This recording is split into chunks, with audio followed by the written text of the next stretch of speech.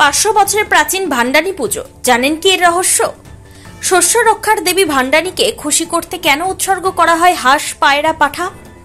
ময়নাগুড়ি ব্লকের বার্নিশ এলাকায় প্রায় 500 বছর পুরনো ভান্ডানী পুজোর আয়োজন অনুষ্ঠিত হল। উমার বিদায়ের রেশ কাটতেই একাদশী তিথিতে পূজিত হন মা ভান্ডানী, রাজবংশী সমাজের শস্য রক্ষার দেবী। সকাল থেকে শুরু হয় পুজো পাঠ আর মেলা প্রাঙ্গণ ভরে ওঠে হাজার হাজার ভক্তে। দশমীর পরের দিন অর্থাৎ একাদশী তিথিতে পুরো এলাকা আনন্দে মাততে থাকে। দশমীতে দেবী দুর্গার বিদায়ের বিষাদ কাটতে না কাটতেই নতুন করে বোধনের সুরে ভরা হয় স্থানীয় পরিবেশ। বৃষ্টির সামান্য বাধা সত্ত্বেও ভক্তের সমাগম চোখে পড়ার মতো ছিল। গবেষকদের মতে সারা ডুয়ার্সে যত ভান্ডানী পুজো হয় তার মধ্যে ময়নাগুড়ি বার্নিশের পুজো সবচেয়ে প্রাচীন এবং 500 বছরেরও বেশি পুরনো। ভক্তরা দেবীর উদ্দেশ্যে হাঁস, পায়রা ও পাঠা উৎসর্গ করেন এবং দূর দূরান্ত থেকে আসা মানুষজন এখানে মনস্কামনা পূরণের আশায় উপস্থিত হন। এই পুজো না শুধু ধর্মীয় আচার অনুষ্ঠানের প্রতীক, বরং এলাকার সংস্কৃতি ও ঐতিহ্যের এক গুরুত্বপূর্ণ অংশ। কেমন লাগছে এখানে?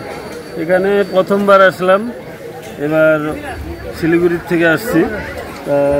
ভালো লাগলো, মেলাটাও ভালো হয়েছে, কিন্তু ওয়েদার খারাপের জন্য দোকানদারদের মনটা ভারী হয়ে। বিজয়ার পরে মা এখান থেকে যাচ্ছেন, সেতে এখানে এই জায়গায় উত্তরবঙ্গে আমাদের বন জঙ্গলের দেশ ছিল আগে।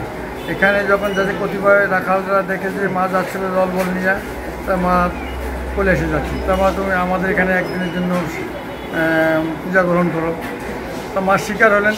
পরের দিন একাদশীর দিন থেকে এই মেলাটা সৃষ্টি হয়।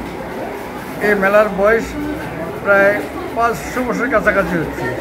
প্রথমত ধত্রীমোহন মল্লিকের বাবা সৃষ্টি করে, তারপর ধত্রীমোহন মল্লিকের পর আছেন বড়ুয়া মল্লিক, তার পুত্র কামিনীমোহন মল্লিক, তার পুত্র হচ্ছে ভবেন্দ্রনাথ মল্লিক, বর্তমান সেবাই। এইভাবে মেলাটা চলে আসছে।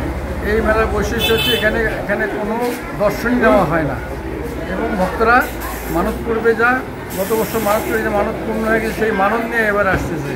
এখানে পাটা পায়রা উৎসর্গ করে বলি দেয়, এভাবে চলছে। এবছর কিরকম ভিড় কেমন? এবছর ভিড় আছে, কিন্তু বৃষ্টির জন্য ভিড়টা কমে গেল হঠাৎ করে। প্রথমের দিকে ভিড় ছিল। মানুষের উৎসাহ কেমন এবছর আছে? উৎসাহ তো এই মেলায় থাকবেই এবং প্রশাসনিক দিক থেকে আমরা প্রচণ্ডভাবে হেল্প পেয়েছি।